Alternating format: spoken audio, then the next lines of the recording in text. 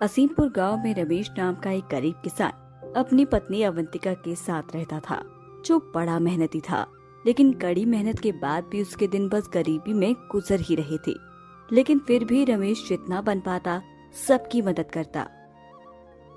मैं दिन रात मेहनत करता हूँ, फिर भी हमारे पास खाने को ये रूखा सूखा ही है। पता नहीं मैं तुम्हें कभी एक अच्छा जीवन दे भी पाऊंगा कि नहीं।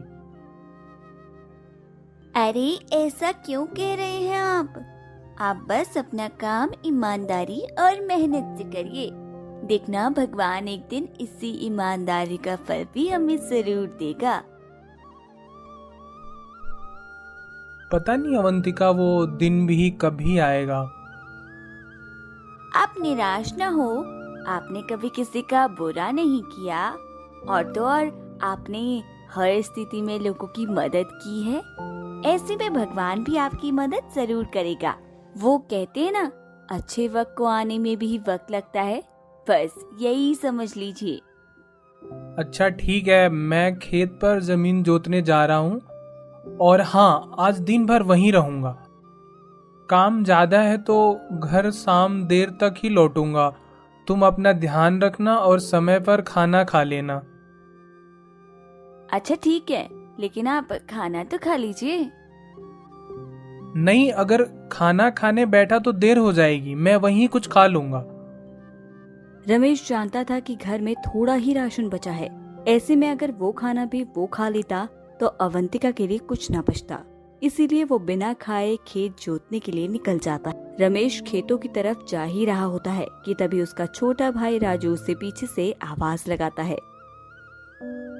अरे भैया सुनो तो जरा। अरे राजू तू?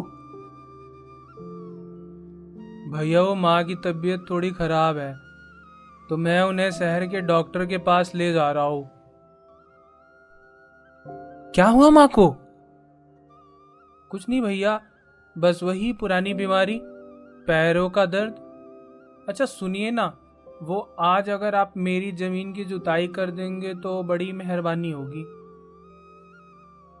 आज तो मुझे भी अपने खेतों की जुताई करनी है। राजू बहुत ही चालाक था। ऐसे में किशन को अपनी बातों में फंसाना उसके दाएं हाथ का खेल था। अरे भैया, मेरे खेतों में जुताई होना आज बहुत जरूरी है, और आप तो जानते हैं माँ की आए दिन बीमार ही रहती हैं। ऐसे में उन्हें डॉक्टर के पास ले जाना भी जरूरी है। हाँ, अगर माँ बीमार न होती तो मैं तुमसे नहीं कहता, लेकिन मेरा आपके सिवा है ही कौन। कोई नहीं राजू, तू माँ का ध्यान रख, खेत का काम हो जाएगा। मैं आज पहले तेरे खेतों में ही खुदाई करूंगा, बाद में अपने खेतों पर जाऊंगा। धन्यवाद भैया, आप शाम तक मेरे खेतों की जुताई जरूर कर देना, मैं शाम तक वापस आ जाऊंगा। राजू हमेशा की तरह अपने भाई रमेश को बेवकूफ बनाता और अपने खेतों की जुताई के काम पर लगाकर वहाँ से चला जाता। वही रमेश अपना सारा काम छोड़कर पूरे दिन राजू की जमीन को जोतने में निकाल देता। और देर शाम को जब राजू खेत देखने आता तो सारे खेतों को जुता हुआ देखकर मन ही मन खूब खुश होता। अरे वाह भैया, आपने तो मेरे खेतों की जुताई कर दी, आपका बहुत शुक्रिया। इसमें शुक्रिया कैसा राजू, आखिर तुम मेरे भाई हो। पूरे दिन की मेहनत के बाद रमेश थका हारा अपने घर लौट आता। आ गए आप? आज तो आपने बहुत देर कर दी। चलिए मुंह हाथ धो लीजिए, मैं आपके लिए खाना लगा देती हूँ। अरे नहीं, मुझे भूख नहीं है, ये खाना तुम ही खा लो। रमेश जानता था कि घर में इतना खाना नहीं बचा है। ऐसे में अगर वो खाना खा लेता तो अवंतिका भूखी सो जाती। इसीलिए रमेश बहाना बनाकर अवंतिका को खाना खिलाने लगता है। अवंतिका को खाना खिलाते खिलाते रमेश की आंखों में आंसू आ जाते हैं। अरे आप रो क्यों रहे हैं? मैं कितना बेवश हूँ कि तुम्हारा पेट तक नहीं भर सकता। आप ऐसा क्यों सोच रहे हैं? देखिए भगवान एक दिन सब कुछ ठीक कर देगा। उस रात रमेश अपनी किस्मत को कोसने लगा। रात भर बिस्तर पर करवट बदलता रहा, लेकिन उसे नींद नहीं आई। क्या करूं किस्मत के साथ साथ अब तो नींद ने भी साथ छोड़ दिया है। एक काम करता हूँ, खेत पर ही चला जाता हूँ। वैसे भी आज खेत में कोई काम नहीं हुआ। रमेश लालटेन और कुदाली उठाकर अपने खेतों पर जाने लगा और वहां जाकर जुताई का काम शुरू कर दिया। रमेश को खेतों की जुताई करते करते सुबह हो जाती है कि तभी उसे जमीन के अंदर से सोनी सी चमकती चीज नजर आती है। अरे ये क्या है? लगता है कोई बर्तन है, खोद कर देखता हूँ। रमेश जैसे ही थोड़ी और खुदाई करता है, उसे वहां से 2 सोने की गुल्लक मिलती हैं। सोने की उन गुल्लक को देखकर रमेश की आंखें खुली की खुली रह जाती हैं। अरे यह गुल्लक तो सोने का लग रहा है। इसमें तो सोने का सिक्का भी पड़ा है। लगता है भगवान ने मेरी सुन ली। अवंतिका सच ही कहती थी, अच्छे काम का फल जरूर मिलता है। तभी तो मुझे ये सोने की 2 गुल्लक मिली। रमेश इन गुल्लक को लेकर घर जा ही रहा होता है कि तभी उसे रास्ते में एक बूढ़ी औरत मिलती है। वो बूढ़ी औरत रमेश से अपने बीमार पति के लिए पैसा मांगती है। मेरे पास पैसे तो नहीं है, लेकिन ये सोने का गुल्लक है। इसे बाजार में बेचकर आपको अच्छा खासा पैसा मिल जाएगा, जिससे आप अपने पति का इलाज करा सकेंगी। बेटा, तुमने मेरी मदद की, मेरा आशीर्वाद है तुम्हें। तुम्हें कभी गरीबी का सामना नहीं करना पड़ेगा। बूढ़ी औरत की मदद करके रमेश को काफी अच्छा लगता है और फिर सोने की गुल्लक को लेकर वो अपने घर चला जाता है। अरे आप रात भर कहाँ थे? तो सब छोड़ो अवंतिका, ये देखो। मैं कब से आपको ढूंढ रही थी। ये गुल्लक कैसा? रात को मैं खेती करने खेत पर चला गया था।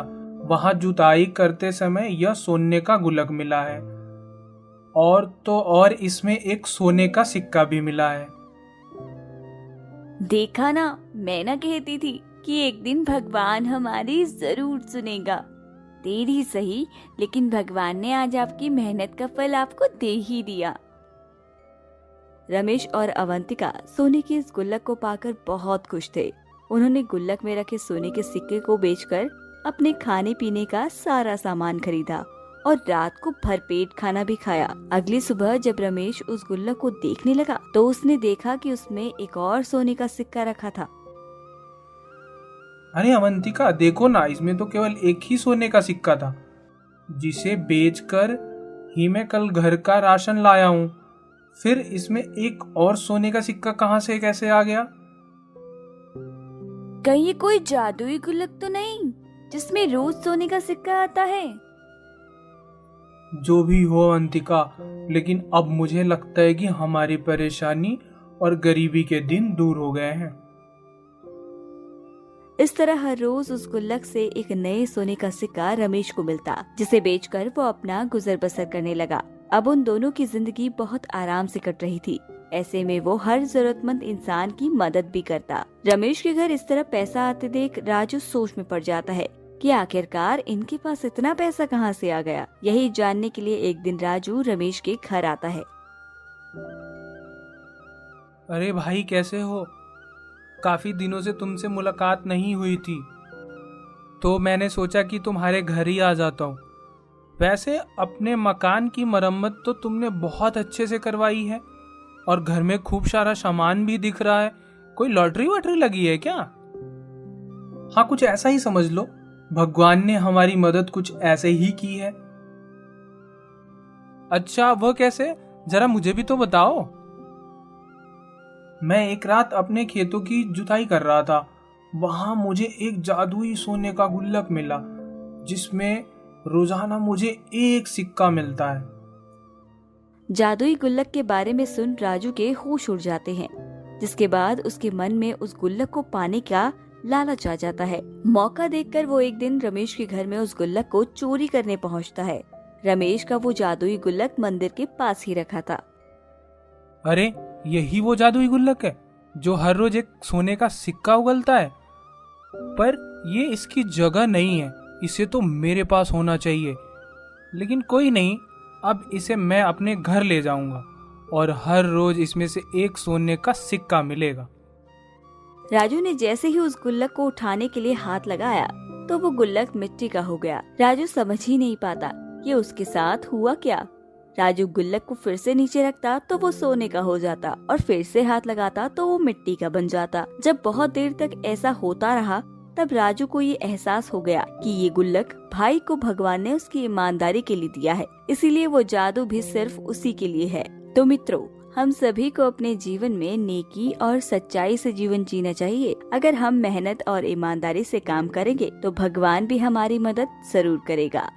ये कहानी है शीतल की, जिसे गोलगप्पे खाना बहुत पसंद होता है, लेकिन उसकी यही पसंद तब उसके लिए तमाम आफत लेकर आती है जब शीतल की शादी अमन से हो जाती है। अरे ओ नालायक, सुबह के 10 बज चुके हैं, जरा उठ जा। आज क्या तुझे कॉलेज नहीं जाना, या सपने में भी सिर्फ गोलगप्पे खाने के बारे में सोच रही है? क्या हुआ माँ? क्यों सुबह सुबह कान के पास चिल्ला रही हो? क्या दिक्कत हो गई? आज मेरे कॉलेज की छुट्टी है, मुझे कहीं नहीं जाना। मैं बस आज अपने दोस्तों के साथ पार्टी के लिए बाहर जा रही हूँ। प्लीज मुझे थोड़ा और सोने दो ना। थोड़ी देर और सोने दो। अरे कमबख्त, सुबह के 10 बज चुके हैं, उठ जा और जहाँ जा रही है उसके लिए तैयार हो जा। अब क्या रात को जाएगी? वैसे तुझे जाना कहाँ है? अरे माँ, वही मेरा पहला प्यार, मेरे गोलगप्पे, उसी की पार्टी है आज। अरे शीतल, तेरे ये गोलगप्पे खाने वाली आदत ने ना मुझे और तेरे पापा को परेशान करके रख दिया है। अब जब तेरी शादी हो जाएगी तब भी तू ऐसे ही गोलगप्पे खाएगी?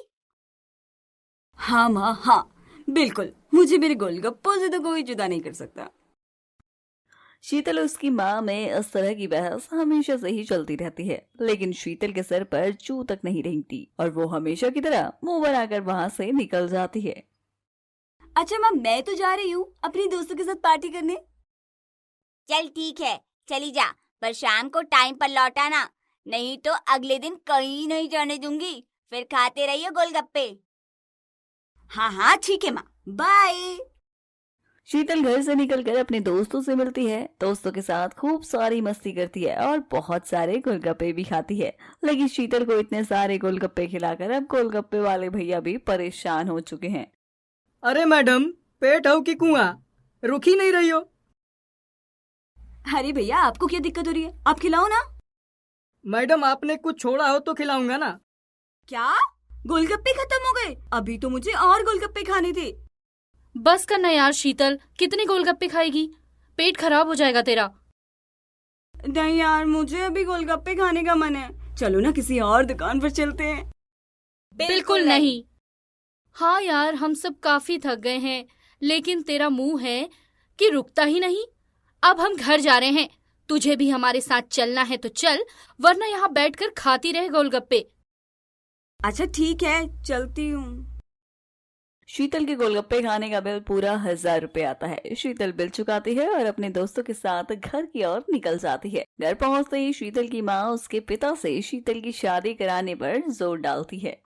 सुनो जी, मैं कहती हूँ इसके हाथ पीले करा दो। इसके ये लक्षण रहे तो हम बर्बाद हो जाएंगे एक दिन। वैसे भी उम्र हो गई है इसकी।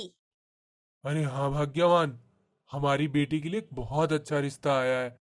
लड़के वाले उसे देखने के लिए परसों आ रहे हैं। तुम उसे अच्छे से तैयार कर देना। क्या जी, सच कह रहे हो आप? लड़के वाले आ रहे हैं? पहले क्यों नहीं बताया जी?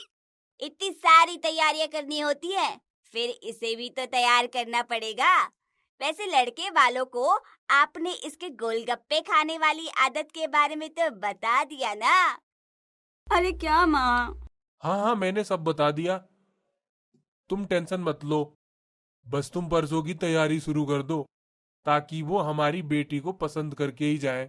2 दिन बाद लड़के वाले शीतल को देखने के लिए आते हैं। शीतल को अमन पसंद आ जाता है और वहीं अमन को भी शीतल बहुत पसंद आती है। लड़का लड़की की रजामंदी के बाद दोनों के माता पिता दोनों का रिश्ता पक्का कर देते हैं और शादी की डेट 10 दिन बाद की ही रख देते हैं। अब दिन बीतते रहते हैं तो शादी का दिन भी नजदीक आता रहता है, लेकिन शीतल की गोलगप्पे खाने वाली आदत में कोई बदलाव नहीं आता। वो घर में ही 10-10 प्लेट गोलगप्पे मंगाकर गपागप गोलगप्पे खाती है।